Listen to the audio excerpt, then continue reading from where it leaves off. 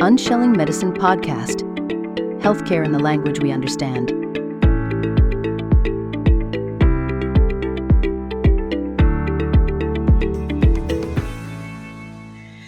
Hello, everybody. Welcome to another episode. I have with me Mr. Richard. Richard is the founder of Trauma Recovery Anonymous. It's a program that helps people heal from past traumas. So Richard is going to tell us more about what he does, and we're going to have a very hearty discussion about trauma, how it affects us, and how we can heal from it. Hi, Richard. Welcome. Idongesit, very good to be here. I'm really glad to be here. I'm hoping I'm pronouncing your name right. Yes. Thank you for this offer of coming on your podcast. I think you're a blessing to all of us to get to speak on a podcast that you hold the space. Thank you very much. I'm an Irish man living in Thailand. I'm married here with 2 children. I think every person on this planet has suffered with trauma one way or another. I like to think of, we all have the same trauma at birth. You know, we're born with 3 responses to danger: fight, flight, and freeze. And when we're born into the womb of our mother. And it's the most beautiful, safe place for that lifetime of 9 months where all our needs are met. It's the most wonderful place. And then suddenly we die at that and we're dragged out of the womb.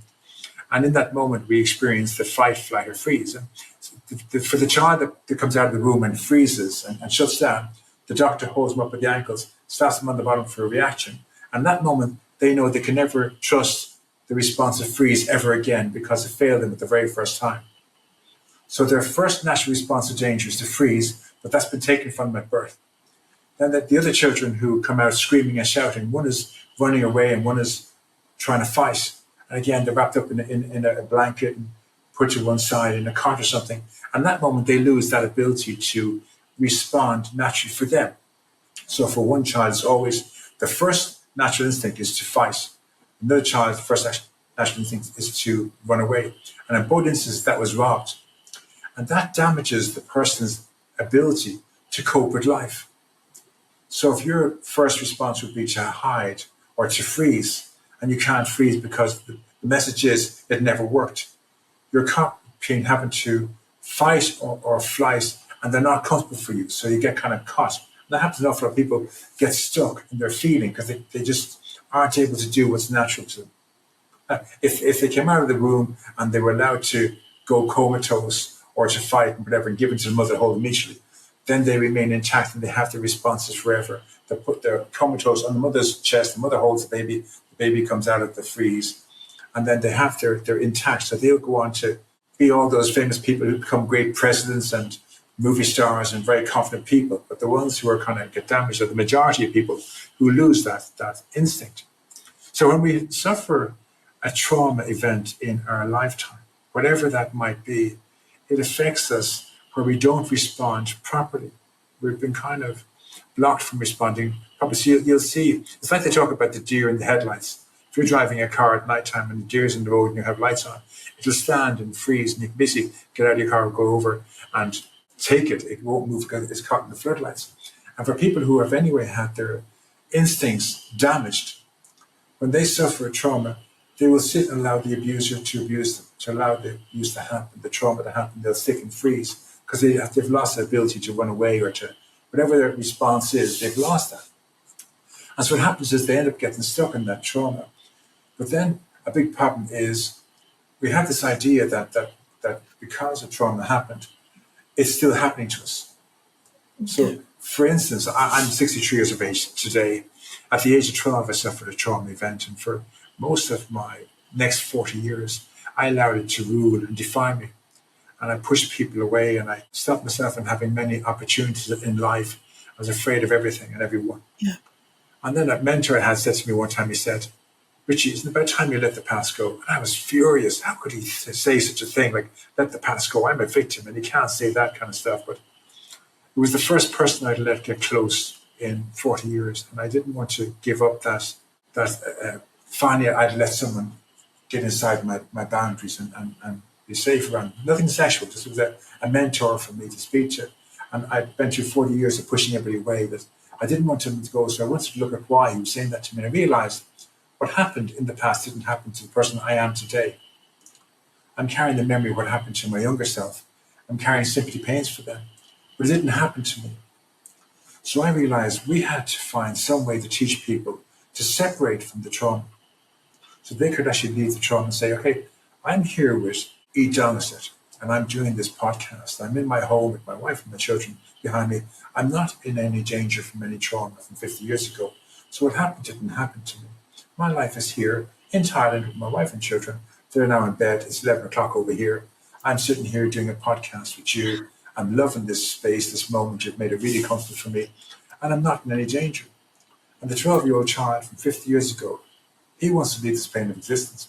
But he can't leave until he has his baggage. And I brought his baggage into the present. So I brought all the debt and decay of the past into the present. And it's eating away at everything in my life and it's destroying everything. So I have to find a spiritual solution where I can give the past of today back to my younger self. And we have to use a spiritual solution because it's not belonging in the present. And that's why we have to look at God and find some way of giving the past back to our younger self. Now, I'm a Christian where I'm not involved in any church, any denomination, or any man-made religion.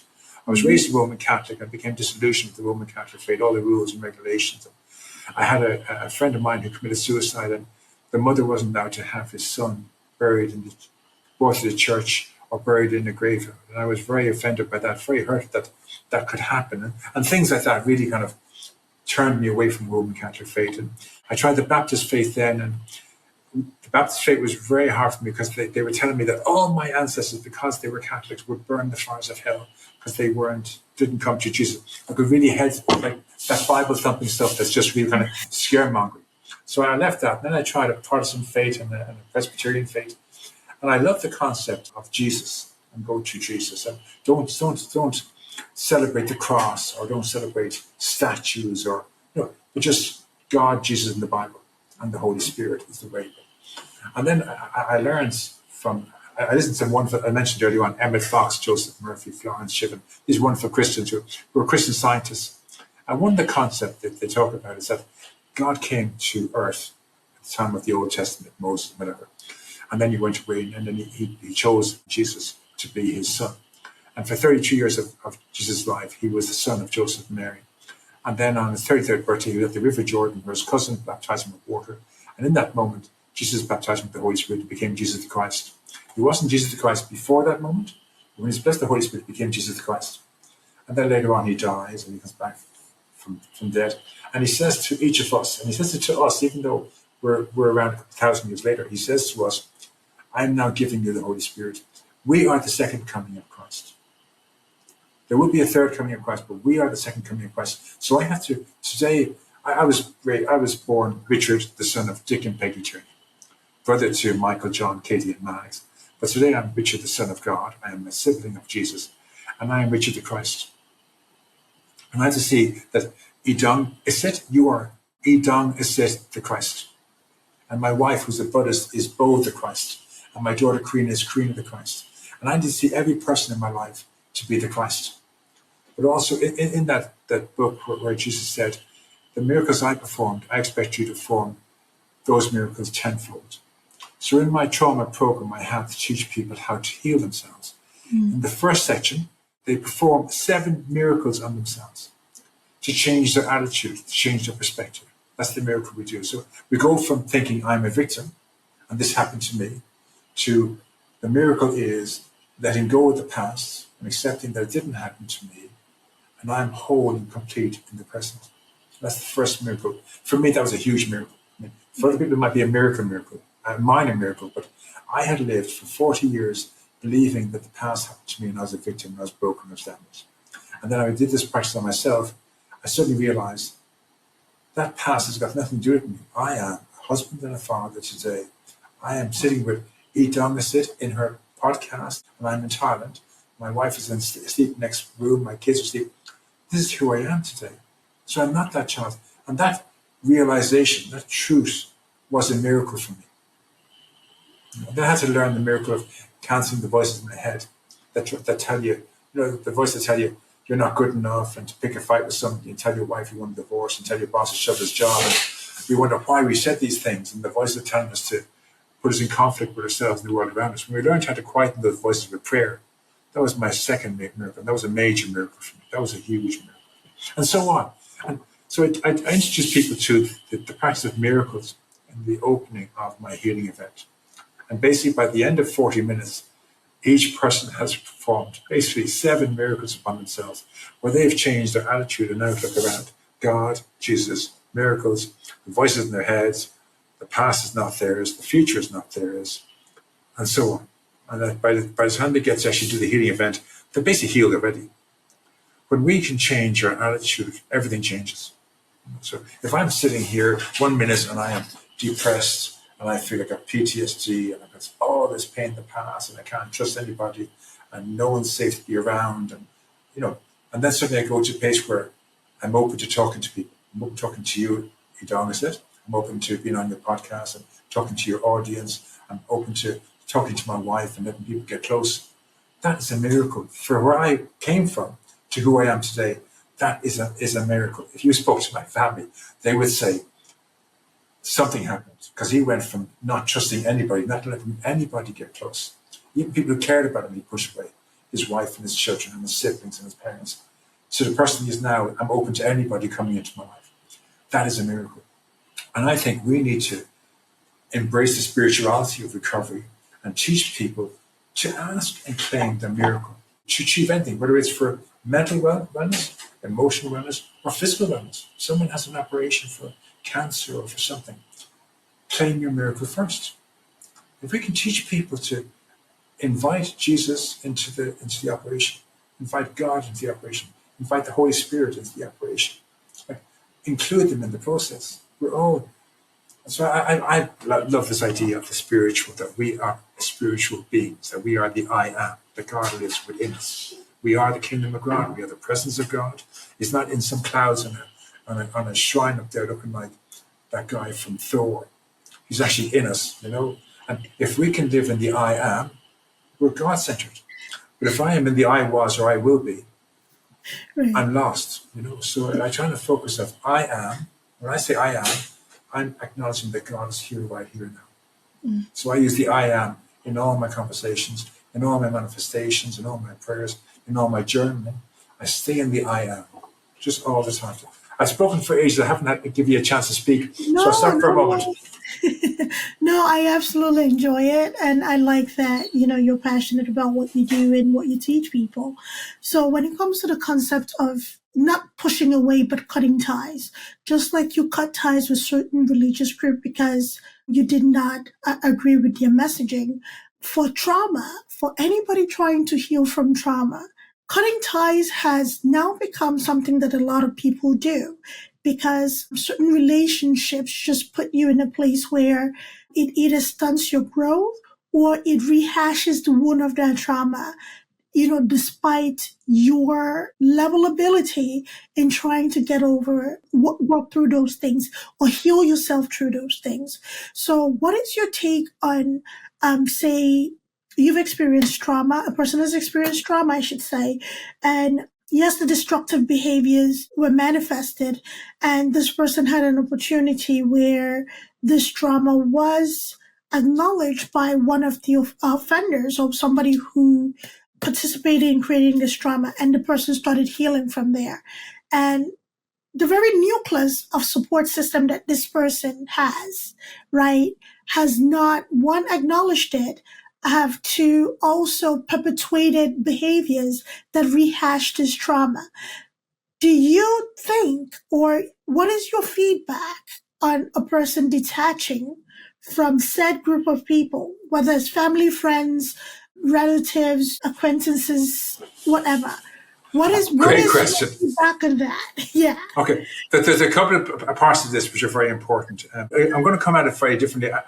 Forgiveness is a huge part of this. Yes. But it's not about forgiving the other person. When we come into this idea of the trauma, we have to understand what happened in the past didn't happen to the you or I of today. It's none of our business, okay? Mm-hmm. So it's not about us today looking to forgive people for something that happened in the past. That's between that younger version of me and those, not me. It's not for me to forgive them what they did to him. It's for him to forgive them or not forgive them. And maybe he did forgive them whatever. So what happened in the past is not my job to get vengeance or justice for. Yes. That's what I have to really, first of all, for now, is it's not my job today to get vengeance or justice or any kind of whatever for what happened in the past. 'Cause it didn't happen to me. It's none of my business. Okay? What we can do is like Jesus on the cross, where when Jesus was accused of the falsehood and was crucified, he knew not to forgive Pontius Pilate and the Pharisees to the face, because they would have mocked him and they would have used it against him, and they would have, the upper hand of Jesus' forgiveness, and they'd laugh at him and whatever, and they'd make it even worse. So he waited until he was on the cross and he said, God, forgive them, for they don't know what they're doing. So we can only do today is I ask God to forgive my abusers. Today, I forgive my abusers for the abuse I'm experiencing today. So grief from my wife. God forgive me. I actually would kill you if I said this, but at certain times of the month, she can be a bit crazy and she can really press my buttons. And I have to say, God, forgive Bo for she's going through her time and she's just giving me over grief. And I know I have to take it, but I don't want to take it. I need to forgive her. And then my daughter, and my mother-in-law, and so on, my neighbor, and whatever it is, whatever's going on in my life today, I forgive it. Every day I give it to God. I forgive them now, and I want them to have the best. Everything I want from me, I want them to have. Okay? That's the only forgiveness I do, is people are in my life today. What happened in the past, if they're dysfunctional people, we stay away from them. So there's no way, like Jesus wasn't going to go back and mix with the, if he climbed off, even if when he got off that cross, he never went back to see a bunch of Pilates or the Pharisees. He stayed well enough away. So if you have dysfunctional people around you who've abused you in the past, well, self-preservation says don't spend any time with them. Don't even try to convert them or change them or be nice to them. You just, God, I forgive these people for what they did to me. And I ask you to give them everything in life that I want for me. And that's your prayer. And then you get on with your life. You don't mix with them. You don't spend time with them. You don't try and integrate yourself. You don't try and change them, because they're not going to change. Their natural state is that they're abusers.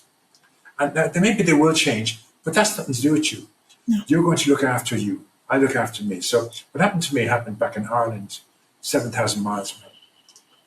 Again, the person who did it to me could be dead. None of my business. Right. It happened to a 12-year-old child, 7,000 miles away, 51 years ago this year. It didn't happen to me. None of my business whatsoever. If I ever go back to Ireland, I don't go look for that person.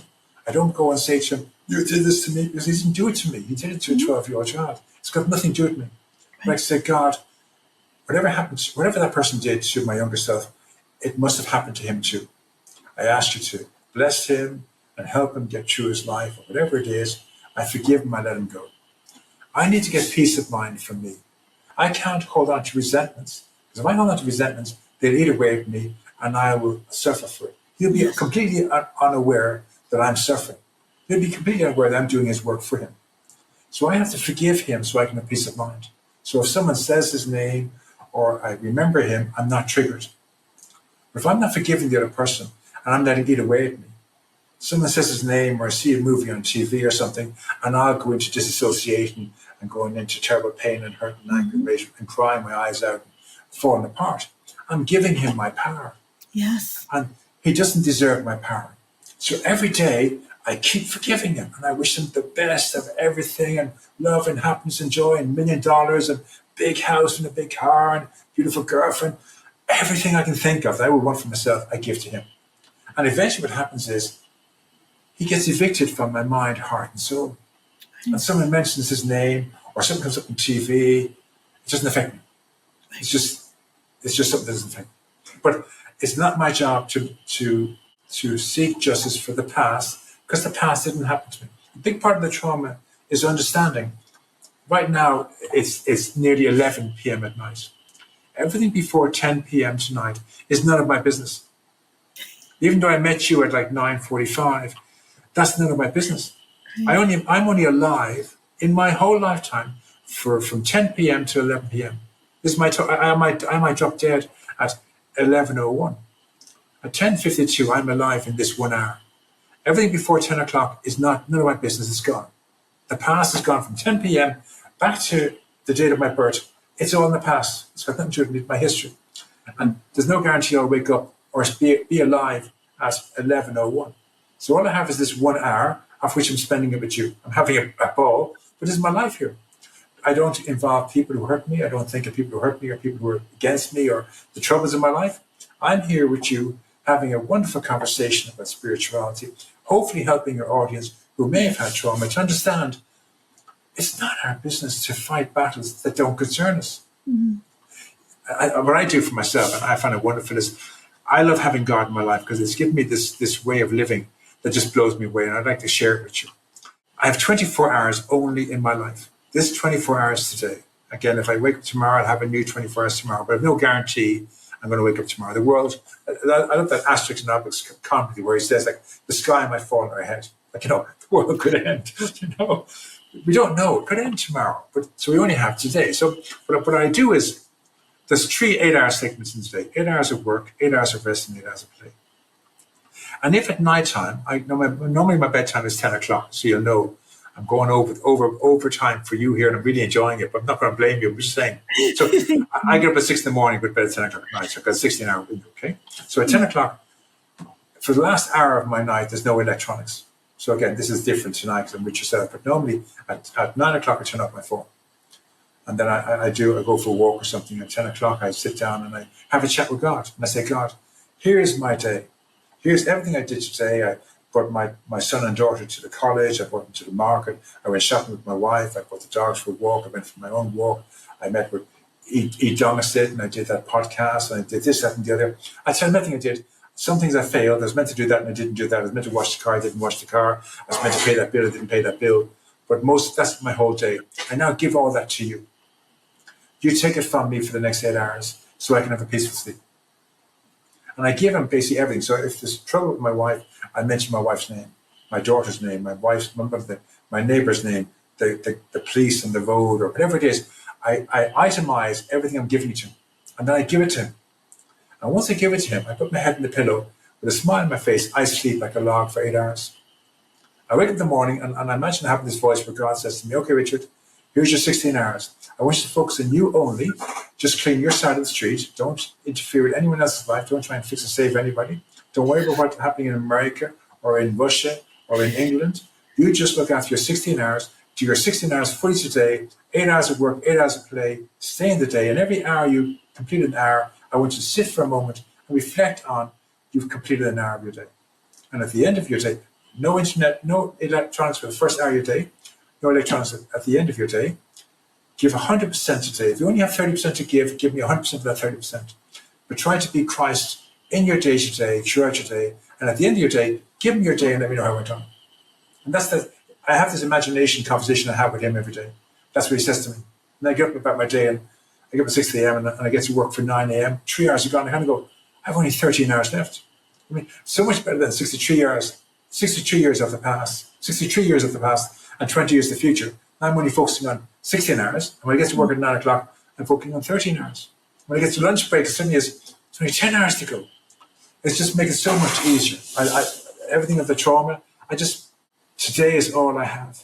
All I have is today. And my time right now is with you. This is it. Nothing else is in my life except what I'm doing with you now. And it's so much easier to live at peace in myself. And if something comes up at all, God, I forgive them. God, forgive me. God, I forgive them. Get out of my sight and come back into being present with you. Right.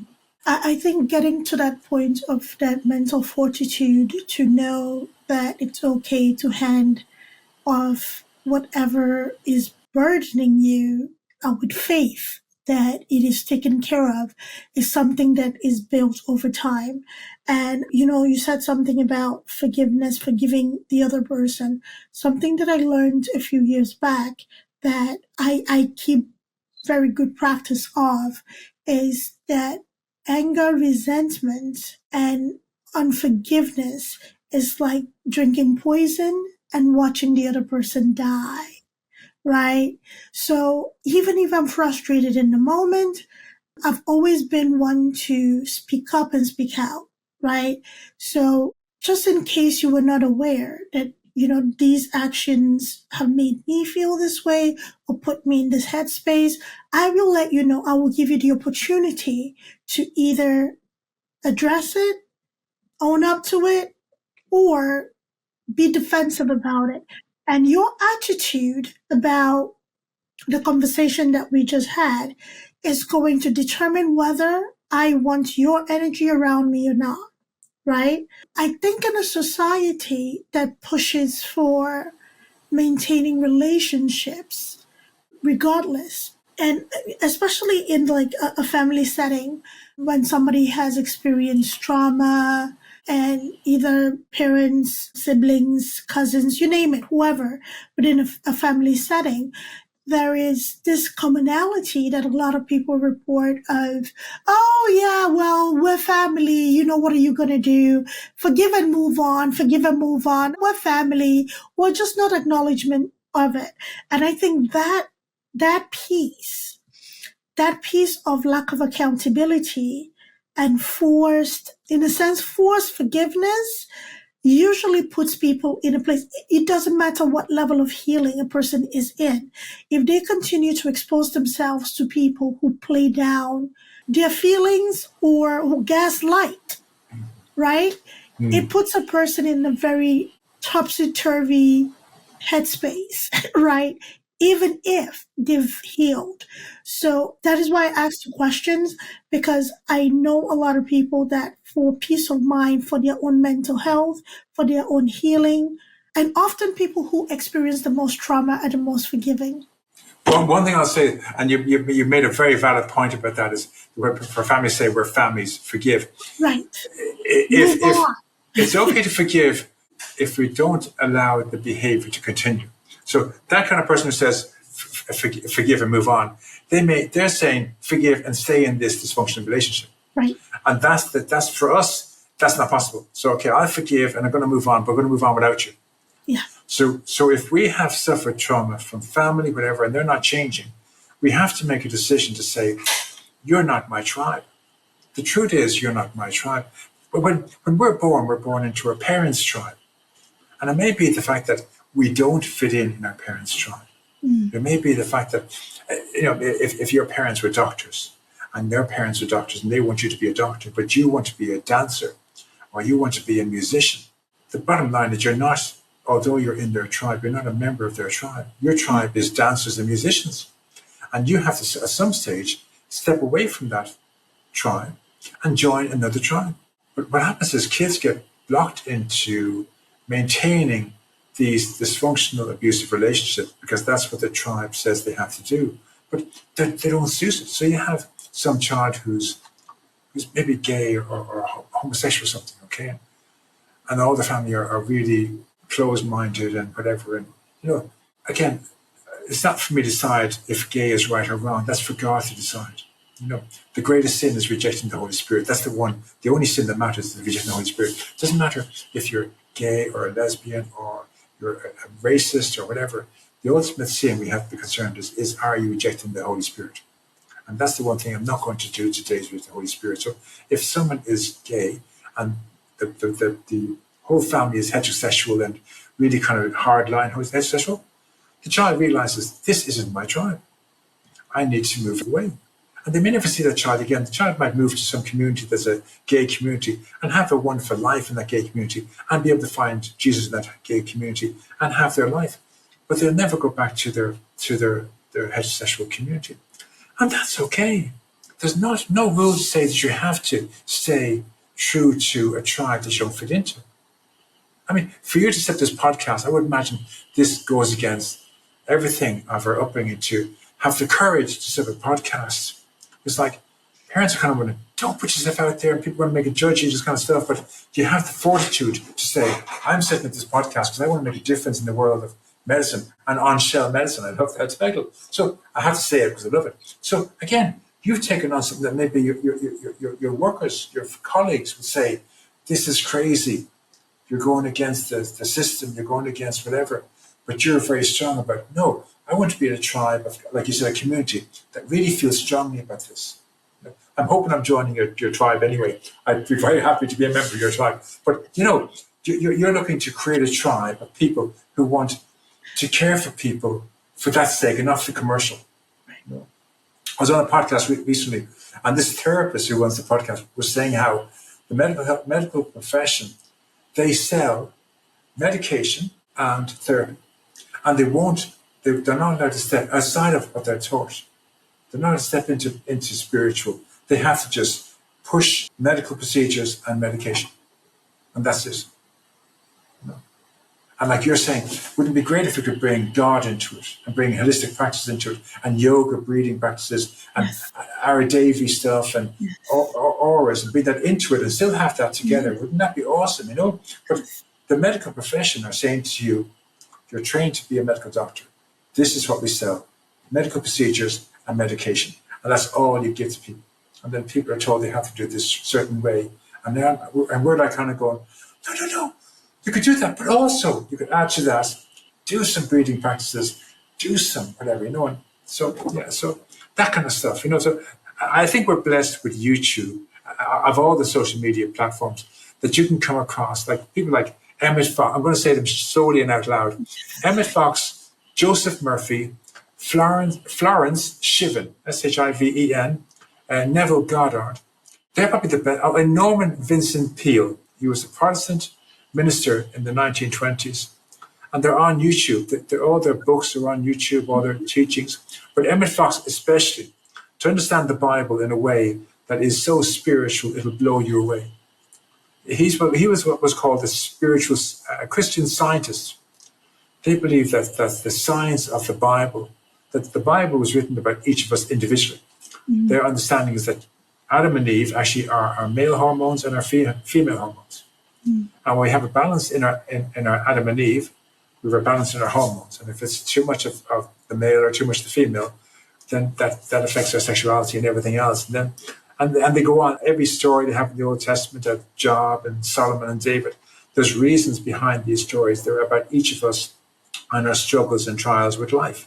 And when you listen to Emmett Fox, it will blow you away when he speaks about this stuff. And there's a lovely sermon on the Sermon on the Mount and the Lord's Prayer.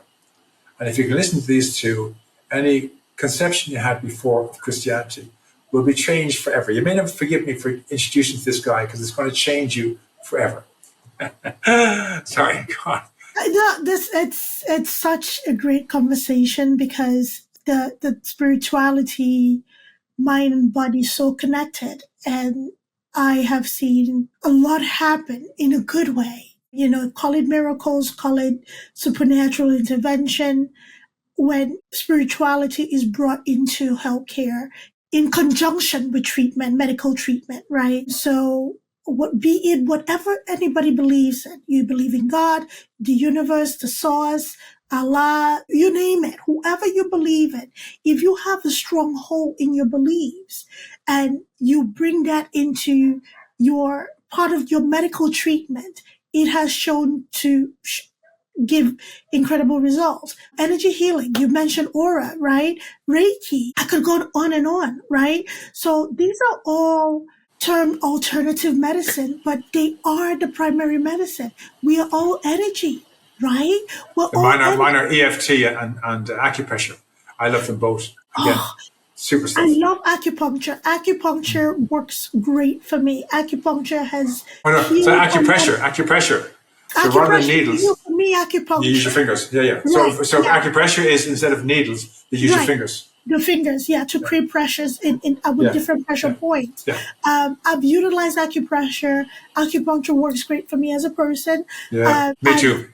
I've realized now that lymphatic drainage through massage works great for me as well. And these are things that everybody can benefit from practicing these things routinely or sporadically in their lives. So we have medical appointments where we go in to do a yearly physical once a year. Throughout the year, if you have quarterly massage sessions to drain your lymphatic systems, look at that. If you have quarterly acupressure or acupuncture or Reiki therapy, whatever it is that, you feel just revives you, recharges you, it can actually help you maintain health and avoid a lot of acute illnesses becoming chronic, prolonged illnesses, right? It pleases my heart that a lot of practitioners are now slowly but surely going towards the integrative medicine approach of treatment.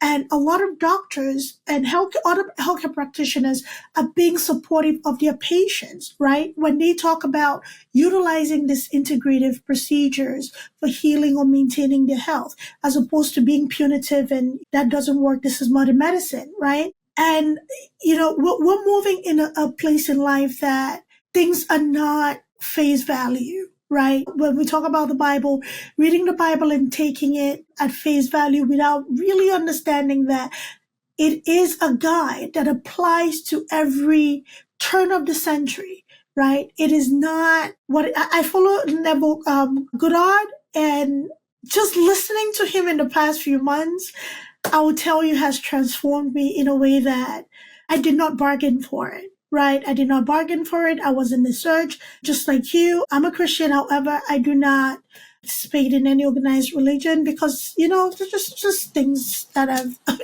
discovered. We don't have to. We don't have. Once we're on the path of God, it doesn't matter if you're in a religion, not a religion, or denomination. It doesn't matter. A lot of people argue that because the Bible says do not forsake to gather. You can gather with your family. You can gather with your friends.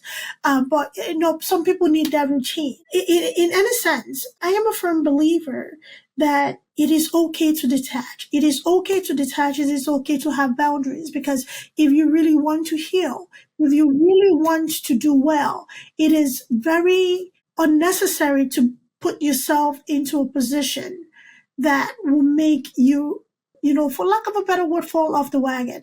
It's like taking a shower. You come out of a mud pit, you take a shower, you do your very best to clean yourself. But in you go into this mud pit again, because you know what? You have certain things in this mud pit that you're going back for. It defeats the whole purpose of healing and going through trauma. And trauma is, depending on the path that you're on for healing, it can be a short process or it can be a long process. But either way, the one thing that has worked is people being patient with themselves, understanding, you know what? This has affected me this long. I need to let it go. I need to work through myself to let this go so it doesn't affect me further. So with that, my question to you, Richard, with the people that you work with, right, to let go of this past trauma, do you see that any particular thing helps them along their journey faster or hinders them in their journey to healing? I love your great questions. And one thing I try to tell all my clients, and it's really the God thing is a huge part of this. It really is. We can't deny how important it is to claim our miracle. We're promised miracles in the Bible. And what we need, if you have a trauma, is the miracle of letting go of it. It's so hard to let go of the pain we know because we're afraid of the pain we don't know. People will stay with the pain they know because it's safer than the pain they don't know. And the idea of giving up that pain, and then the pain on the corner could be 10 times worse, it really is very challenging. So, and then if you had trauma, then you're probably a member of a fellowship or a support group, and everyone knows you as the person who has this trauma and this anger towards your parents and your family, whatever. And suddenly giving all that up and that identity of who you are, and suddenly you have to become a new person. It's very, very challenging. So you have to find a way, like you said, to take it easy on yourself, to take it slowly. But the best way of doing it is healing the hole in our soul. So I say to clients, we all deserve a second chance at life. I think it would be very, very good for all of us to give God a second chance. Just let him give you a miracle. Just say to him, God, I want a miracle now. I want peace of mind for 8 hours of sleep. Show me you care about me. Give me 8 hours of peaceful sleep tonight. I'm going to put my head down the pillow with a smile on my face, and I want to fall into a deep, peaceful sleep to prove to me that you care about me. And then you wake up in the morning, you've had 8 hours of peaceful sleep. You've got to go, okay, so this works. Okay, now I know it works. So now I can ask for 10 minutes here or 15 minutes there or 20 minutes here. And piecemeal, like you said, give me 10 minutes of peace of mind now for the next 10 minutes when I'm with my family. And then when I'm walking to the bus, give me 20 minutes for the walk to the bus. And then I'm on the bus, give me 30 minutes in the bus. When I get to work, give me 30 minutes in work. And You can take it piecemeal to learn how good this is. Allow yourself that right to take it at your pace. This is the gift you're giving you. No one's giving it to you. I explain to clients, I'm not here to fix or save you. I haven't got a magic wand. But I'm going to tell you that if you do what I'm suggesting, and you allow my words to sink into your psyche, you are going to heal you. You're going to start off where maybe the trauma was so in your head, like you want to kill yourself. And suddenly 2 hours later, it's gone. Like it's literally gone, it's left the building, you know? And I won't have done it for you. You'd have done it by allowing these words to come into your head, by repeating what I say, by repeating the actions, and a lot of the tapping I do and that they do as well. And they feel the shift in their energy. And the energy shifts and they feel it themselves. So I remember growing up, I used to think, God, if only I had a really good looking girlfriend and a house and a speedboat and a fast car and lots of money, I'd be happy. Then I realized when I did this work, all I wanted is to be a normal, boring human being. I remember at functions with my family, and they'd be sitting around talking about football and rugby and family and house, and I'm kind of going, you can't be having these kind of stupid conversations when I'm in such pain, you know? And I realized all I want to do is be a normal, boring human person, normal, boring human being like my family. Be able to have a conversation about family and about kids and about football and rugby and just be okay and a normal, boring human being. That's all we wanted. Forget the fast car, the money, or this kind of stuff. I just want to be a normal, boring human being. And today, I'm a normal, boring human being. I'm telling you, my life is so boring. It's wonderful. I can sit in and have a conversation with people about the weather, about grass, about watching paint dry, and I have a happy time doing it. Like, you know, it's just, I've got out of self and got into just being a part of, you know. So when it comes down to it, it's kind of a hard way to, it's a hard question to answer, you know. Self-care is very important. What I try to explain to clients is we're not part of the process. The past has got nothing to do with us. We have to basically say, this is not mine, and just give it back to the person. Not to be part of the process and take it slowly and do it slowly and suffer as we give it back. This isn't mine. Okay, so if I'm in your home and you've got a phone there, I borrow your phone, but it won't work for me because it's matched to your DNA. And I try to get engineers to work this phone and they can't work it. I come and I say, Idongesit, I borrowed your phone. Here's your phone back, and you kind of go, thank you very much, take it off me. And the release I find is fantastic. So we have taken something that isn't ours, the past. It's not ours, never was ours. They didn't. My younger self never asked me to fight the battles for them, nor suffer the pain for them. That was not part of the recovery plan. The recovery plan was they would suffer it, and then they would endure it, and they would survive it, and we'd have a life beyond their wildest dreams. And it's my obligation just to give it back. Okay, all this baggage, there you are, it's yours. Right. And it's gone. Okay, so I explain this as clearly to my clients as possible. Whatever you're carrying, just give it to them. Say, young Richie, there is this. Young 12-year-old Richard, there you are, take it. They take it off you. They give it to the angels. They carry it into the light, and it's gone. And now if I try to remember the details, I'll always remember the memory. The memories we never lose. So the memory of what happened to the 12-year-old child, I'll carry that to the day I die. But the details of it, whether it was a sunny day or it was a windy day or a perspiration on my brow or I wet my pants, or all those details I don't have anymore. I don't have the details. I know it happened, but I don't have the details because the details are gone. Right. We have to get the details and the baggage away. And when we do that, and we don't take a long job about being a part of it, we kind of go, right, this is not mine, this is belonging to Idongesit. There you are, take it. Right. And you take it away and like, it's gone. Yeah. So I think it's very important for people to understand, and I like the last aspect of what you just said. The memories are there, but the detail is gone. Any experience is imprinted in your brain, okay? That is how the brain works. That is why you're able to remember how to tie your shoe, because you know what is imprinted in your brain, how you learn to tie your shoe. However, it is very, very important that we keep in mind that although the memory is there, don't keep feeding it, right? Don't keep feeding it, because keep feeding it and living the experience over and over and remembering those details is going to cause that corrosion more and more. It's going to ignite that anger every single time. It's going to break you down in a way that it really should not, while this person or whoever or thing is out being their best selves. I had a guest on the other day, and we had a similar conversation about habit. And the way that he explained the imprints and pathway in the brain. And I'm like, I think that's the only way I'm going to explain it moving forward. It's like, if you look at the trails today in any forest, any road, wherever, the path that animal took regularly in the past, the path like, okay, if we're talking about Ireland, the blacksmiths, the tribe, those paths are still there today, right? Maybe covered by bushes a little bit, but they're still there. Are they being utilized every day? No. But if somebody decides to clear the bushes a little bit, those paths will be there, right? So that is the imprints that any event in our life, traumatic or not, has on us, right? So it creates a pathway in your brain because you've relived it a few times since it happened. However, during the healing process, it is important to recognize that, yes, the memory of this event is there.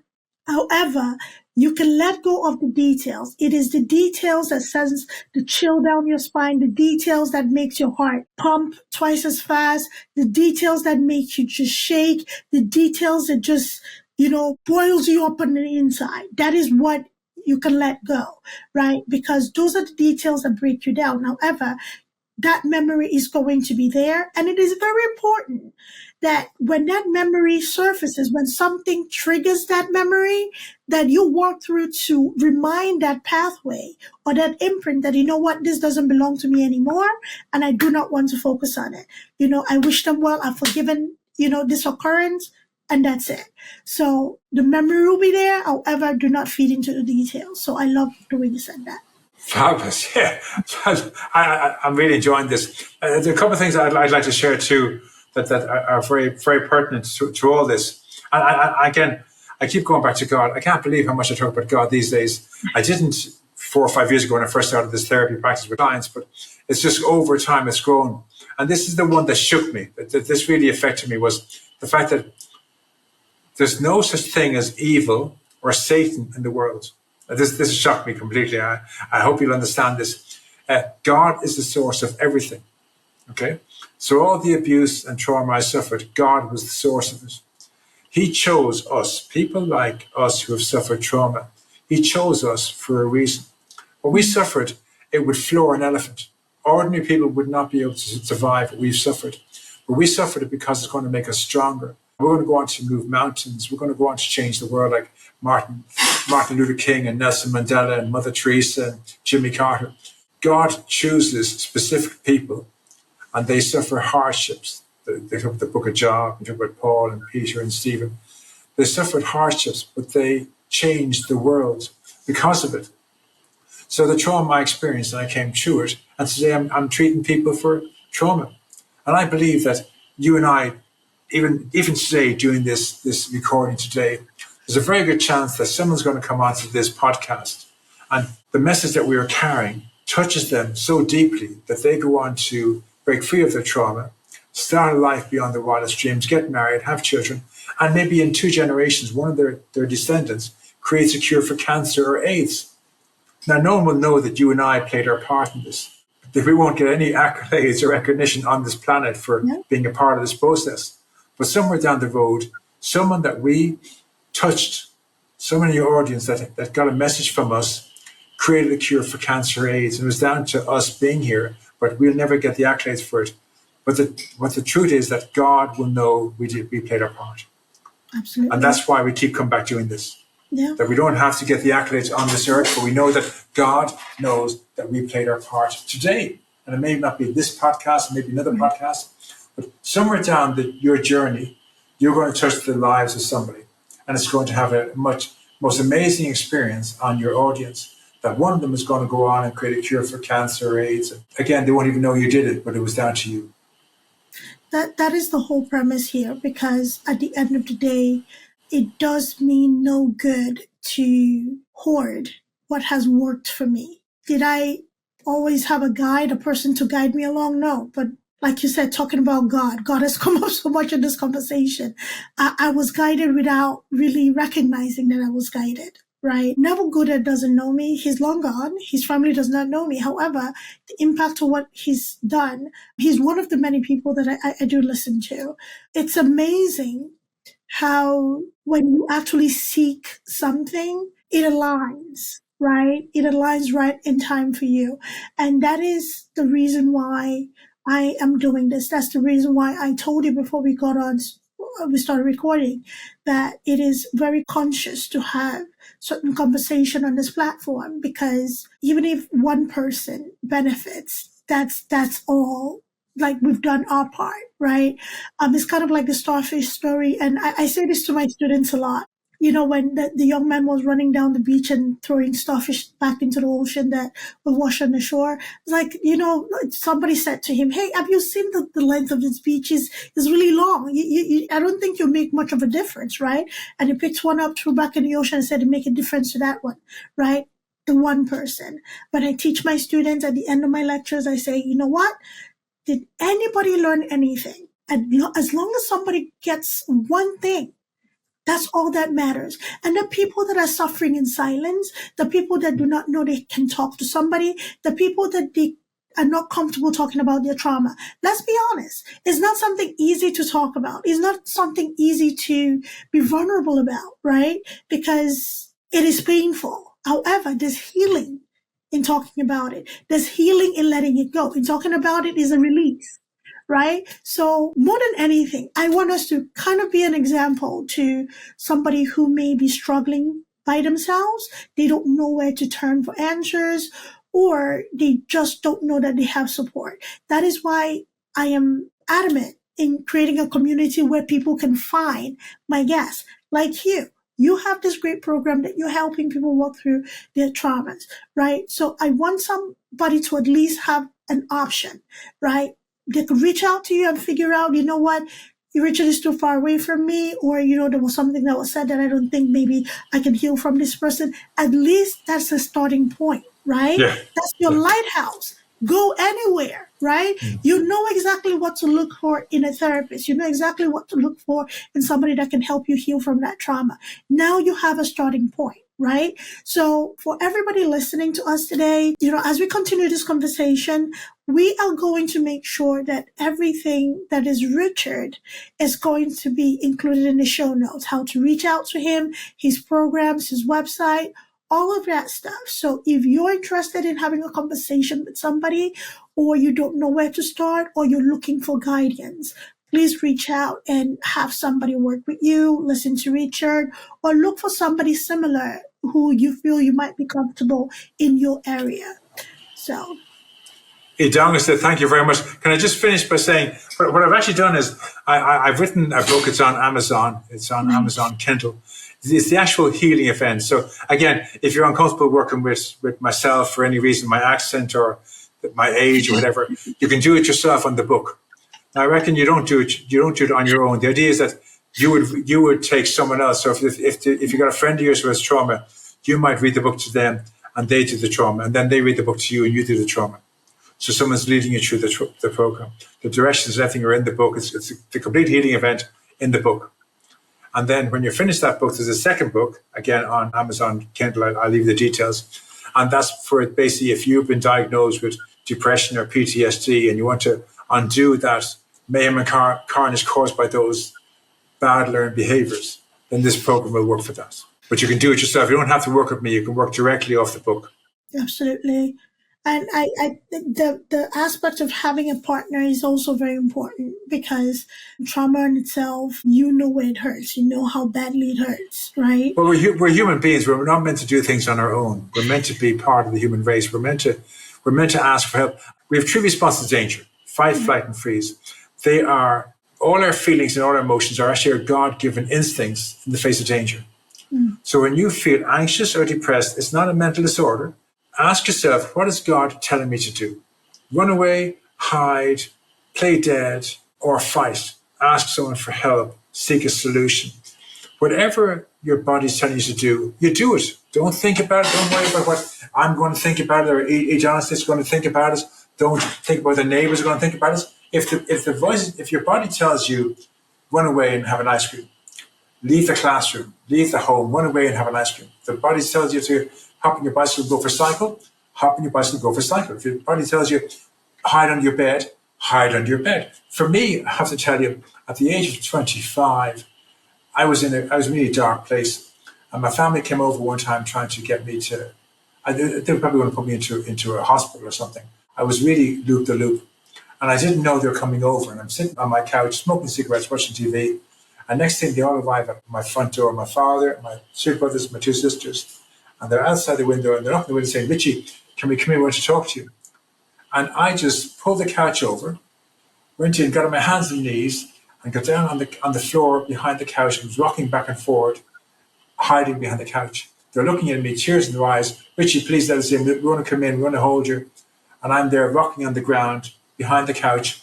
They said about half an hour and then they left. They're afraid they might push me over the edge. But I felt comfortable and safe hiding behind the couch. When they're gone, I got up and I got back on my couch and smoked my cigarettes and thought nothing more about it. Crazy behavior. But in that moment, that's the only thing that kept me safe, was hiding behind the couch. A friend of mine used to hide behind the curtains, hide under the table, hide in the closet. Whatever works for you, it doesn't matter what anyone else thinks. If your body tells you to hide in the closet, hide in the spare room, hide in the garden, hide up a tree, hide in a bush, hide behind the couch, hide under the bed, just do that. Don't think about it. Don't think about anything. Just do it. And when the danger passes, you can come out from behind the couch, sit down and relax and be okay. These are your God-given instincts. You have to trust them. They're not a mental illness. They're not a mental disorder. They may not be the greatest decision you can make. They may sound crazy and loopy to everybody else, but it makes you feel safe. If right now you don't feel safe in your house, around your parents or your siblings, whatever, just get up and walk out the door and walk down the road and go to the local shop and buy an ice cream or something, or walk a bit further down by the seafront and just sit in the seafront and get feeling safe again. When you feel safe, then maybe you might go home. But if it's telling you to get out of the house, get out of the house, get out of the classroom, whatever it is, leave the conversation, leave the relationship. Trust your instincts. They're not mental illness. They're not mental disorder. Your body's trying to tell you the human race wouldn't have survived if we didn't trust our instincts. When the Vikings attacked in the history books, the people ran away, they played dead, or they hid in caves. If they hadn't, the human race wouldn't have survived. When the saber-toothed tiger came along, man defended themselves as they ran away. The same thing. You must defend yourself as best you can. And if your best defense is to run away or to hide or hide under the bed, just do it. Don't think about it. Don't worry about what other people think. You do whatever works for you. And then the next time you'll think, well, I tried that and as much as it worked, it was a bit weird. I'll try something different next time. And you'll build up an arsenal of coping skills. So after by 25, I never hid behind the couch again. But I remember with fondness the times I used to hid behind the couch. Then I learned to ask people for help. I learned to seek a solution. I learned to pray. I started praying like mad. But I didn't hide behind the couch ever again in my life. When I think about it now, it's a very comfort to me. I could probably, for the fun of it, go downstairs and lie behind the couch just to feel comfortable again. Just so you know, okay? Right. I think it's about what is appropriate, what society demands from you, what family demands. I think a lot of that plays into what people do, how people seek their safety in a sense. So we're in an electronic age. You don't always have to respond to that email. If it threatens your safety or your psyche, just go to the next one, or just, shut the computer for a quick second, take a breath, take a walk, and then come back to it. You don't always have to respond to that text message or pick up that call. Understand that the lack of a response, it's a response, right? Get into a place where you're safe within you to then respond. You can't pour from an empty cup. When you keep pouring yourself out, you're going to get in a place where you're vibrating in a not so positive way. So take care of yourself. Thank you, Richard. This was such a great conversation. Please, for everybody who is listening, let us know what you think about this conversation. If this resonates with you, great. If you know somebody that this would benefit, even greater. Get involved, get engaged. Let's continue to support one another. Healing is not easy. However, it is doable. Okay, it is doable. You have to have the right support around you. And if you don't have the right support around you, you can disengage. Even if it's temporarily, disengage and maybe try again. If you want to disengage, on a long-term basis, if it works for you, if it brings you peace, do what brings you peace. All right. So thank you everybody for listening. Richard, any last words? I don't like to call it last words. Any last Well, comments? there's two. If you're in a family situation that is dysfunctional, again, on YouTube, there's a book called Codependent No More. And it teaches you how to set boundaries, be able to say no to your family. It'll teach you all about your parents can be codependent on you being the victim and you being someone they pick on. And the tease or they pick on you, that kind of stuff. And learning how to say no or walk away. It's a really powerful program called Codependent No More. You can buy the book, but I love the fact that YouTube of all these books have been uploaded by some kind-hearted person that you can read and listen to. And the other one is, again, just give someone a chance. If you can't give God a chance, you're willing to listen to Idongesit and myself give you advice. Be willing to ask someone to hold your hand or sit with you till the danger passes. Your teacher, your favorite teacher, your career guidance, a police officer, a priest, a pastor, a minister, an aunt, a grandmother, a grandfather, an uncle, a neighbor. Be willing to ask someone to sit with you, to keep you safe. We're not meant to be alone. We're a part of the human race. The human race is meant to be together. We're better together than alone. And God says when two or more are together, he's there. So don't be afraid to ask someone for help. Absolutely. Ask for help. It makes you a stronger person. Much stronger. Don't listen to that. Asking for help is weak. No. You ask for help, you'll be surprised how strong that makes you. So thank you everybody for listening again. Thank you, Richard. So we will. God bless you all. Thank you all very much. Really enjoyed this. I did.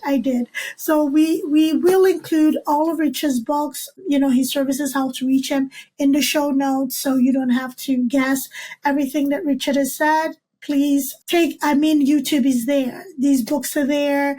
These incredible speakers, incredible Bible scientists or generally good humans from what I've known about some of them. Please take it into practice. Dedicate 30 minutes, 20 minutes to an hour a day just to listen to the books. Even if you cannot listen to it in a stretch, do it sporadically. It will speak to you. Something will say something to you. So thank you, everybody, and take care of yourselves. Be good humans. All right. Bye-bye. Thank you very much. Thank you.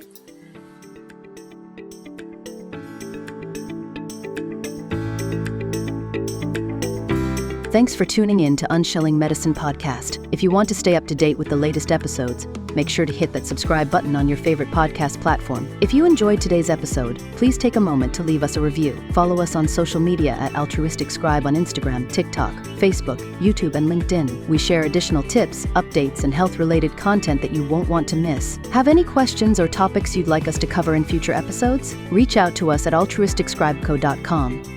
We're always eager to hear from our listeners and tackle the health topics that matter most to you. Until next time, stay healthy and take care.